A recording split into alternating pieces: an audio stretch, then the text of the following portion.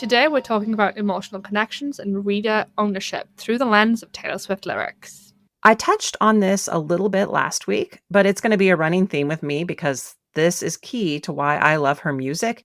And I think it's key to why so many people love her music, even if they don't understand it fully. And it's cognitive dissonance. That's a term that I learned back in college. So I'm going to give you like the real definition of it. And then I'm going to break down what it means for me and how she uses it in some of her music. Cognitive dissonance is the psychological concept that refers to the mental discomfort or stress that a person experiences when they're trying to hold two or more ideas that are contradictory or values that are contradictory at the same time, or when they're confronted by new information that conflicts with their existing beliefs, ideas, or values. Basically, it's when something almost makes sense to you, but doesn't quite make sense to you. It doesn't quite jive. Let me give you a couple of examples, and I'm going to go straight to Taylor Swift music because she's the genius here.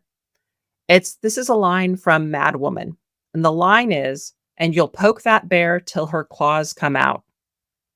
What she does here is she creates two images that are familiar to everyone, the angry bear and the cat with claws.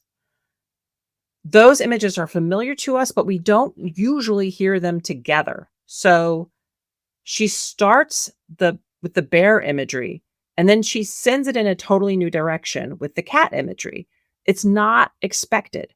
In that moment, when it goes somewhere we didn't expect, our brain automatically, without us meaning to, stops and thinks about it a little more. The moment we actually hear the lyric, not just if you're listening to it in the background, but the moment you pause and hear the lyric, it makes you think. And in that moment of making us think about the song, it draws us deeper into the song. Basically, the more we think about something, the more ownership we take over it. And the more ownership we have of her music, the more we care about it. And she does that over and over again. That's a very simple example, but it is something she does in almost every single song. Morgana, do you have any other examples of how she does that? Or am I making sense? Yeah, you are. I think when it comes to that ownership too, it manifests for Taylor Swift in many different ways, and the immediate one I can think of is All Too Well and the fact we now have a 10-minute version. Yes. Swifties just latched on to the fact that existed. And I guess we do the same thing with books. If we so much as hint that something happened and it didn't go on the page, we have to write bonuses because otherwise we won't hit the end of it. Yes. Yeah. And that is a great example for writers. The things that you don't actually include in your books that readers really want. And there are always things that you're not going to include in the book because it doesn't actually drive the story forward. But the reader wanting it is an amazing way to create reader engagement, right? Like that is the perfect way to build your email list or your fan base is withhold something that they want and then give it to them as a reward for joining the tribe. At the conference you and I met at, I was part of a conversation with Tammy Labrecque, who is a writer who's known as the newsletter ninja. Her shtick is teaching authors how to build their newsletter. And the example she gave as a newsletter builder was, and I want to say this example is from her daughter's book, but I don't know for sure. So I can't recommend the book. But when I describe the scene, you are going to wish you could read it. So maybe we'll have to find it and list it in the show notes. The story it's a zombie story, and someone accidentally exposes a hamster or a gerbil to the zombie virus. And they realize it after the fact, like the hamster got sick and they brought it to the vet. And then they realized that it was sick with the zombie virus. So there's a moment in the book where the characters are like, oh my gosh, we have to go back to the vet and pick up the hamster. And then the book breaks and it cuts to them in the car covered in hamster blood. And they look at each other and they say, we're never going to talk about that again. And then the story continues because it's like whatever happened in the vet is not important to the structure of the story. But then the newsletter magnet for the readers was the scene that happened at the vet. And so even though it's not important to the story, it's this missing chunk that the reader wants. And so they're like, yes, please, I want to know more. And that's exactly what Taylor does with All Too Well, right? Like we're familiar with the base version of the song, and then we find out there's a 10-minute version and we're like, "Well, we want to know what we've been missing out on." So we all run out and listen to the 10-minute version, and I don't know about you, but I've done the thing where I'm like comparing the lyrics and I'm trying to figure out like where they differ. And again, it has to do with that reader engagement. The moment you cause your reader or your audience to start thinking about something more, it becomes their song or their book, not just Taylor's song. It's our song that we share together.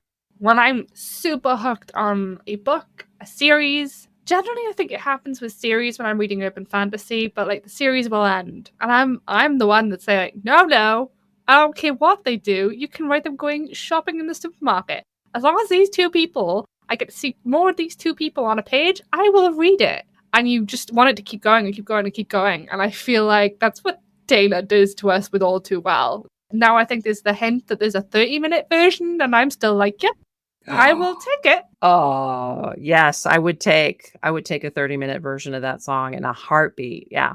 I think with that song as well, it was the fact that the expansion changed the meaning. Or not really changed the meaning, it just confirmed a lot of things that Swifties knew.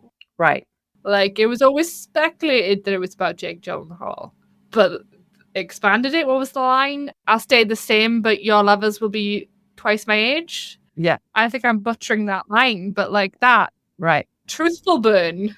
Yeah. And the other thing that it does is it gives us this perspective of the 10-minute version of All Too Well almost has a dual narrator. And what I mean by that is we get Taylor as a 21-year-old in the song. And then we also get her as a 34-year-old. I'm sure there are other people who know exactly how old she was when the 10-minute version came out, and I'm not one of them. But we get that dual perspective. We get her as a young woman and we get her as a mature woman. We get her points of view of both of them. And the way those heartbreaks stay with us, even as we age. Well, like the line is literally, time won't fly. It's like I'm paralyzed by it. I'd like to be my old self again, but I'm still trying to find it. Yeah. My key with Taylor Swift songs mashes up very much with how romance books in general impact me. People grew up with her as her career expanded.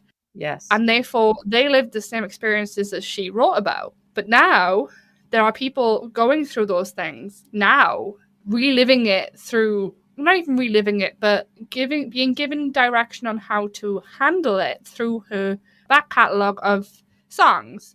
So there are girls that are going through high school that are dealing with their first loves, their first breakups, the milestone birthdays, or the questionable friendships. Yes. And for me, I learned what I know about relationships through books. I learned what I know about sex through books. And that I think that's like my guiding light in why I write. I want to be that person for somebody else. Oh, yeah. It's like she provides a roadmap on how to be a modern woman. And I think a lot of books do that also. It provides a recipe for what you want to look for in a partner, what you want to look for in a best friend.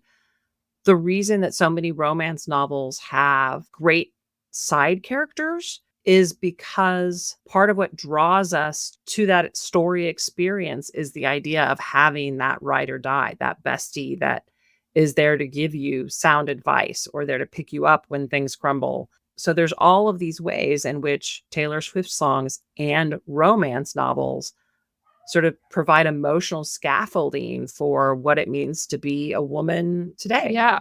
I think we discussed this at another point as well back last year, where we were saying about how the romance industry as a whole has impacted how women view the world and what's acceptable.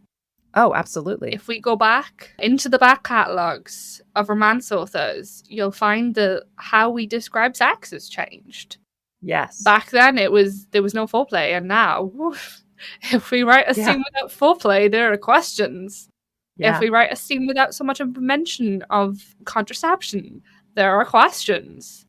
The contraception has always been a big thing for me. So I am older enough than Morgana that I grew up reading romance novels in the 80s, and because I was reading a lot of used romance novels, even though I was as a teenager and reading novels that are written in the 80s, I was also reading novels that were written in the 70s. The contrast between the safe sex message that I was getting from my parents and from school. I grew up in Texas, but in the 80s in Texas, they were allowed to teach about condoms. They're not allowed now because that's a whole nother issue. And it was, in the early to mid 80s, that's sort of the height of the AIDS epidemic, right? So I was getting a lot of safe sex messages from outside romance novels, but romance novels of the 80s were still kind of lagging behind that. And I remember reading books where having unprotected sex was romanticized. It was framed in the context of we are so caught up in the moment that we don't have time for a condom. Or even worse, trust me, we don't have time to test, or I love you enough that I wouldn't put you in danger. So it's this like, it was viewed as like a trust issue. It was like unprotected sex was romanticized because it symbolized some kind of love or connection. As a teenager, I remember hearing that message and thinking, that is fucked up.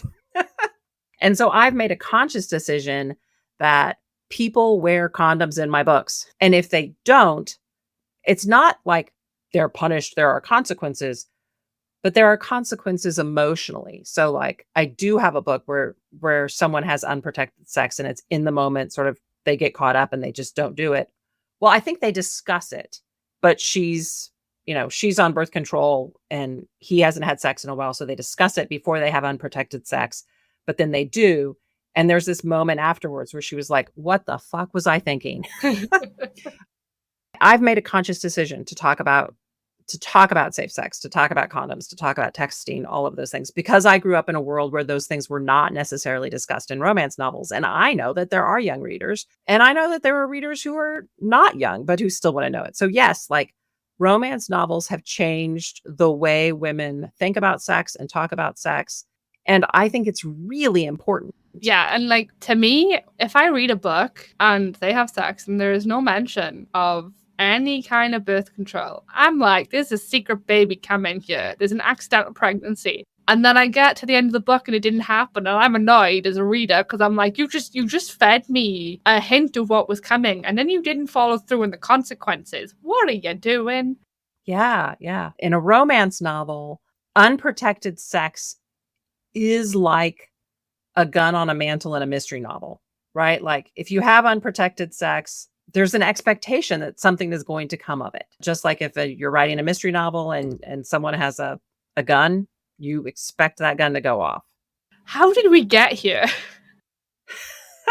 Well, we were talking about, I don't know how we got here. It was something to do with All Too Well.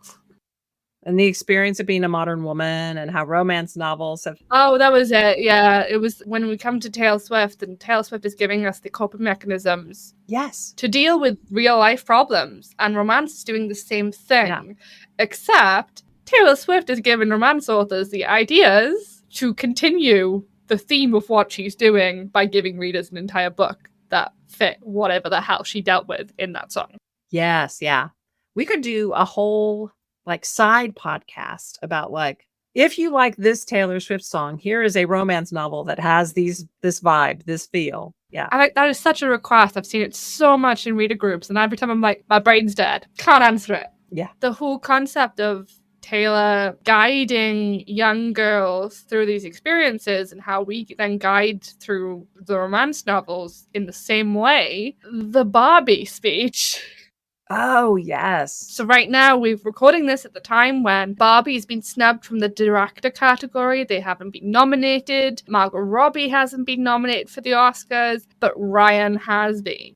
Oh my God. Immediately, like my brain went, mad woman. No one likes a mad woman. You made her that way, and you'll poke that bitch till her claws come out and you find something to wrap your noose around. Yeah. The song is about female rage and how shocked men are when they invoke it. That immediately then goes to America Ferrera's monologue in Barbie.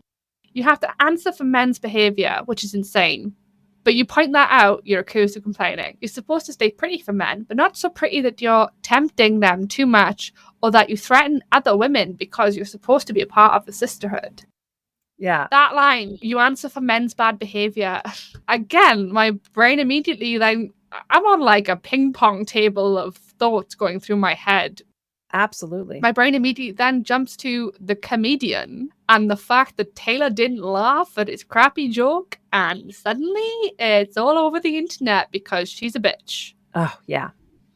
Well, and the having to do with the Barbie speech, I would just dig a little deeper in this because I had this conversation with my father just yesterday. My dad and I are at breakfast, and I want to just lay out here my dad is a great guy. He is highly intelligent, he is well educated, he is such a supporter of women's rights and women's positions across the board, which I think is I don't want to say it's uncommon for men, but he is in his 80s. So I feel like he's not the average boomer guy, right? But he and I are having this conversation about movies, and he mentions that he just watched the Killers of the Flower Moon and how brilliant it was, and I haven't seen it, but so I'm nodding along. I'm sure it's very good. And he says, "And I can't believe that some people are saying that its biggest competition for an Oscar is the Barbie movie." And I pause and I ask, "Have you seen the Barbie movie?" And he's like, "Well, no, of course not." And I'm like, "Well, that's your problem right there." I had this whole rant, and you mentioned the whole like men being surprised when they accidentally poke the bear. And I think I did surprise my dad. You know, I write rom-coms, so I feel like the territory between rom-coms and the Barbie movie is a little similar, right? It is so easy to tell a tragic story and elicit emotion and have it be a commentary on the human condition. It's easy. Anyone can do it. Not anyone, but it's a lot easier to tell a tragic story well and pull up all that emotion compared to telling a poignant story about the human condition in a Barbie movie.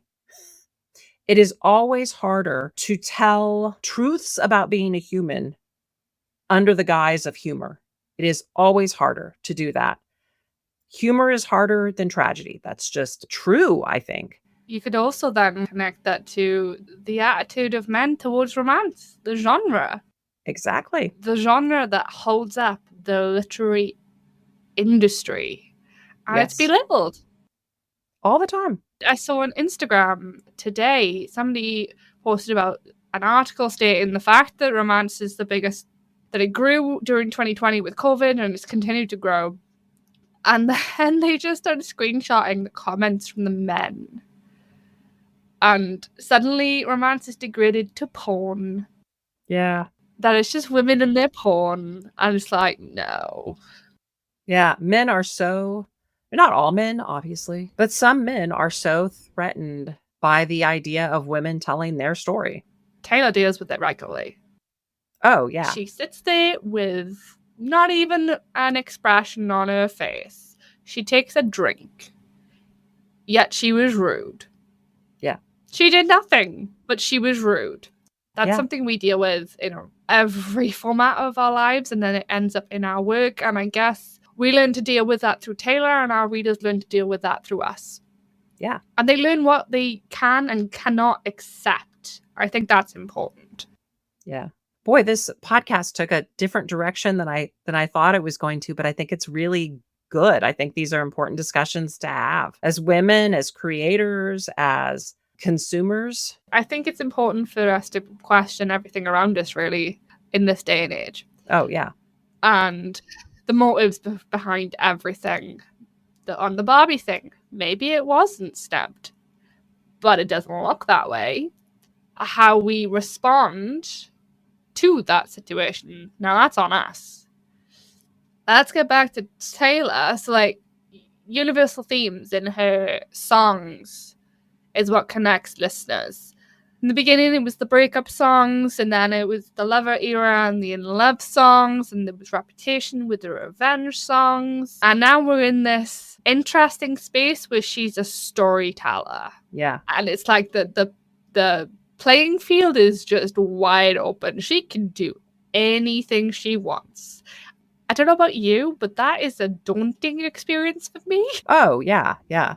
On the topic of things that are hard as a creator, it's always hard to have fewer boundaries than it is to have tighter boundaries. If I told you you could write any book on any topic that you want, your brain would probably like stutter to a complete stop. But if I told you, I need you to write me a story about a director who falls in love with his assistant, you probably have a dozen ideas in an instant. That I can pick from, yeah. Yeah. But as a Taylor fan, I'm excited to see where she goes with this. Yeah, me too. It feels like nobody knows what's coming.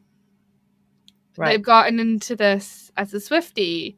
They've gotten into this position of, I don't know, having expectations. There's the jokes about Travis not being her next breakup album. But who's to say she'll ever write another breakup album, even if they do break up?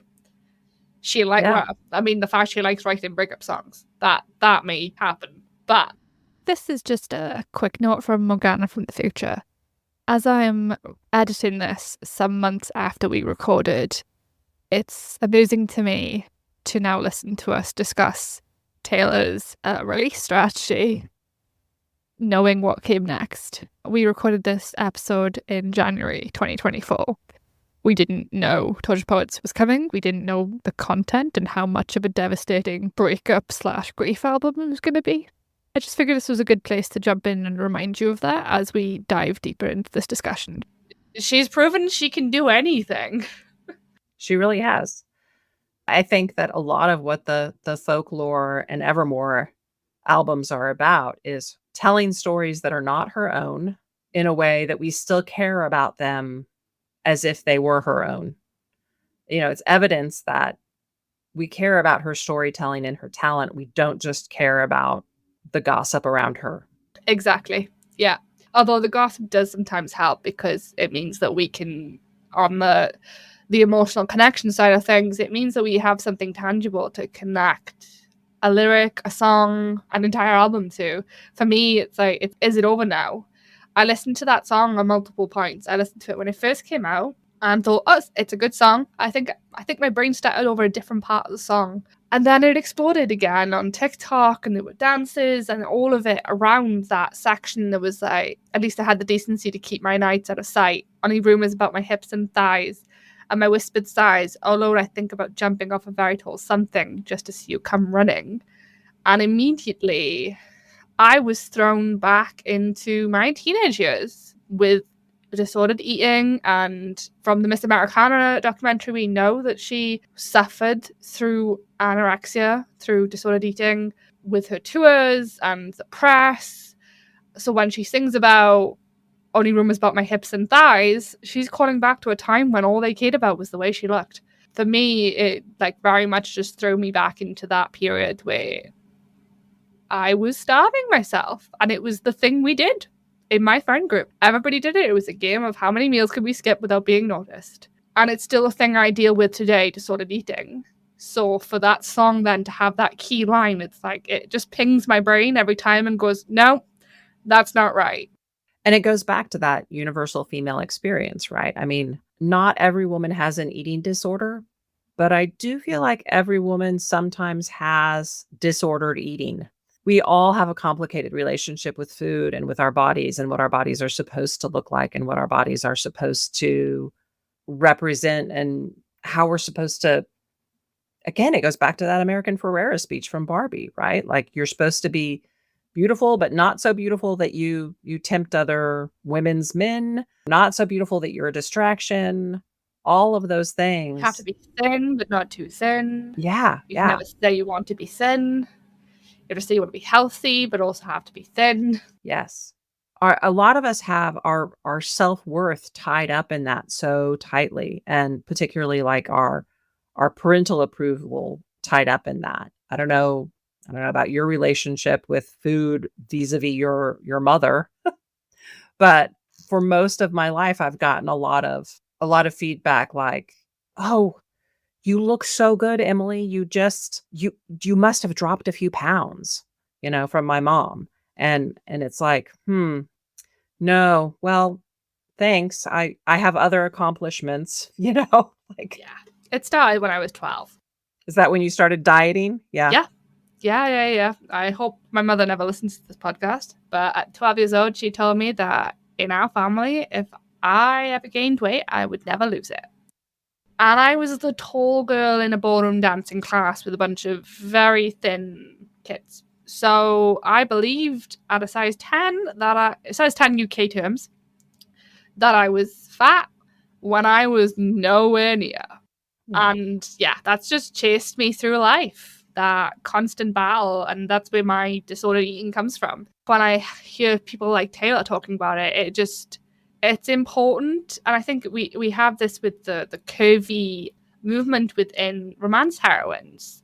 It's Yeah. important to have reminders that all shapes and situations are normal, but with disordered eating, having it thrown back in your face to remind you in those moments where you slip and you don't realize you've slipped, those are important. And I've had many of them where I've slipped in and I didn't even realize I'd slipped. And it took me to about 4 years ago to admit that it was disordered eating, because most people, they look at my size and they go, no way do you have an eating disorder. At that point in time, I realized I'd been on a calorie deficit diet for like 7 years and I kept gaining weight. And you had your mother's voice in your head, right? Yeah, but those questioning situations we get from the materials around us. So Taylor Swift, romance books, when we see people like ourselves, you realize you don't really have to change. If you do want to change, you learn how to do it healthily. Yeah. And it's heartbreaking. Again, this goes back to that normal female experience. It's heartbreaking to think of people like you struggling with this. It's heartbreaking to think of Taylor struggling with it because you look at, Taylor in particular, you look at her, she's gorgeous. She always, she always, from a mother's point of view, she always looks pretty to me, because I have fondness for her. So but to think of like, yeah, that those are things she struggles with. Of course, they're things she struggles with because she's constantly in the public eye. And yeah, I think that's the crux of the connection, really, isn't it, for readers? Is yeah, so with Taylor, she's being her authentic self. yes, As Swifties, we can look at the media and we can look at the videos of her and we can go, that's what she was thinking. She may never confirm it, but we know enough in our own lived experiences and from what we know about her to surmise that that is what's going through her head. And with romance books, we want to give readers that space to maybe feel the emotions they don't want to have to deal with in reality. yeah, So, like Reputation and the revenge tracks. Well, if somebody gets to play the enemies to lovers and they read that in a book and it's somebody that's annoyed them for the whole of their childhood and suddenly they get to face up to their bully, well, they can do that yeah, in a book format and not have to live it. yeah. So I guess we're wish fulfillment people. We are, yes. It's a good group of people to be in. Wish fulfillment. Yeah. Well, I feel like we've covered a lot of territory. Are we about ready to wrap it up? Yeah, I think so. We've taken a wandering path. We have. Anyone still with us? Yeah. So hopefully there are people with us. Before we get to our final question, earlier we were talking about the whole like if the matching a book to a song vibe. And I know a lot of people have been looking for this isn't quite book to song, but this is book to a experience vibe. A lot of people are looking for books that tap into that uh, singer and athlete vibe. So I do have a recommendation for that because I've read a book that I think has a similar vibe, and it's called Irresistible Trouble by Pippa Grant. I don't know if you ever read Pippa. She's on my list. I feel like I've read one or two of her books, and now I have all of like her sports romance stuff on my Kobo Plus. Yeah. So this one is a baseball player. and a pop star. And it definitely has Swiftie vibes to it, and Cooper Rock is the hero, and it's really awesome. So, I would recommend that book to anyone who is wanting the pop star and athlete vibe. Again, that was Irresistible Trouble by Pippa Grant. Pippa is amazing. I keep saying Pippa like I know her. I don't really know her. But we also keep saying Taylor like we know her, and we don't know her either. But Sadly. this is also what we're getting to. This is like the baseline of what we want with our readers. They can call me by my first name, it's fine. Exactly. She doesn't need me to pimp her books because she's very popular, but I'm gonna pimp that one anyway because I think it's a great story, and it'll give you the right vibes if that's what you're looking for. But our normal ending question is what song you're listening to? What song are you loving right now, Morgana? Well, I mean, we've already talked about it, but it's Is It Over Now? Yes. That song is just haunting me. I go through a phase when I'm not listening to music, and then I'm like, okay, time to sit down and write. What am I going to listen to? That song. What about you? Song I've been listening to is You're on Your Own, Kid. That's a perennial favorite of mine, and I think it's one of the ones I go to over and over again from the Midnights album. I really love it. It has such a vibe to it that I think everybody relates to at some point. That edge of the fear of what's to come, and then the excitement for what's to come, and yeah. Awesome. Well, we've covered a lot of territory. Anyone who's still with us for the podcast, we would love to hear from you about what song you're listening to right now of Taylor's. And also if you have any book recommendations that fit the vibe of either of those songs, we'd obviously love to hear about that also.